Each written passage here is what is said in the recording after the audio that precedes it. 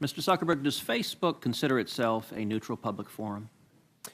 Senator, we consider ourselves to be a platform for all ideas. Let me ask the question again. Does Facebook consider itself to be a neutral public forum? And representatives of your company have given conflicting answers on this.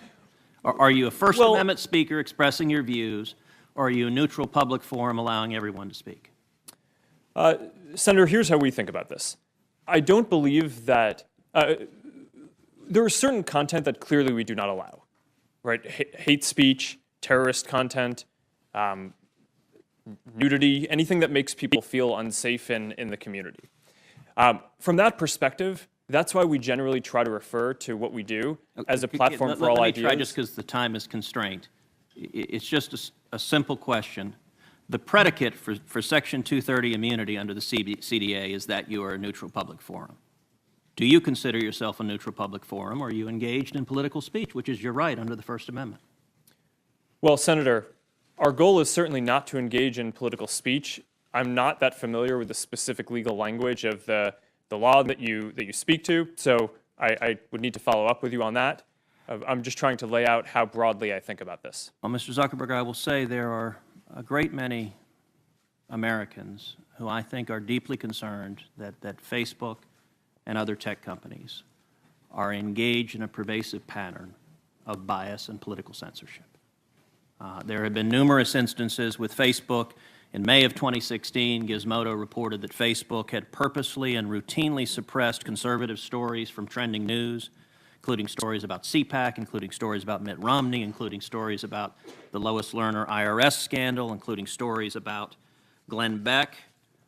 In addition to that, Facebook has initially shut down the Chick-fil-A Appreciation Day page, has blocked a post of a Fox News reporter, has blocked over 24 Catholic pages, and most recently blocked Trump supporters Diamond and Silk's page with 1.2 million Facebook followers after determining their content and brand were, quote, unsafe to the community. To a great many Americans, that appears to be a pervasive pattern of political bias. Do you agree with that assessment? Senator, let me say a few things about this. First, I understand where that concern is coming from because Facebook and the tech industry are located in Silicon Valley, which is an extremely left-leaning place. And this is actually a concern that I have and that I try to root out at the company, is making sure that we don't have any bias in the work that we do. And I think it is a fair concern that that people would at least wonder about. Let me ask this question. Are you aware of any ad or page that has been taken down from Planned Parenthood? Senator, I'm not, but let me just... How about MoveOn.org? Sorry? How about MoveOn.org? I'm not specifically aware of those. How about any Democratic candidate for office? I'm not specifically aware. I mean, I'm not sure. In your testimony, you say that you have 15,000 to 20,000 people working on security and content review. Do you know the political orientation of those 15,000 to 20,000 people engaged in content review? No, Senator. We do not generally ask people about their political orientation when they're joining the company. So as CEO, have you ever made hiring or firing decisions based on political positions or what candidates they supported? No. Why was Palmer Luckey fired? That is a specific personnel matter that seems like it would be inappropriate to speak to here. You just made a specific representation that you didn't make decisions based on political views. Well, is that accurate? I can commit that it was not because of a political view. Do you know of those 15,000 to 20,000 people engaged in content review, how many, if any, have ever supported financially a Republican candidate for office? Senator, I do not know that.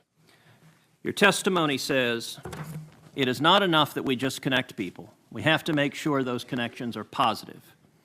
It says we have to make sure people aren't using their voice to hurt people or spread misinformation. We have a responsibility not just to build tools, to make sure those tools are used for good. Mr. Zuckerberg, do you feel it's your responsibility to assess users whether they are good and positive connections or ones that those 15,000 to 20,000 people deem unacceptable or deplorable? Senator, you're asking about me personally? Facebook. Senator, I think that there are a number of things that we would all agree are clearly bad. Foreign interference in our elections, terrorism, self-harm. I'm talking about censorship. Oh, well, I think that you would probably agree that we should remove terrorist propaganda from the service.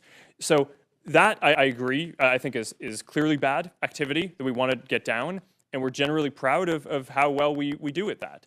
Now, what I can say, and I do want to get this in before the end here, is that I am very committed to making sure that Facebook is a platform for all ideas. That is a very important founding principle of what we do.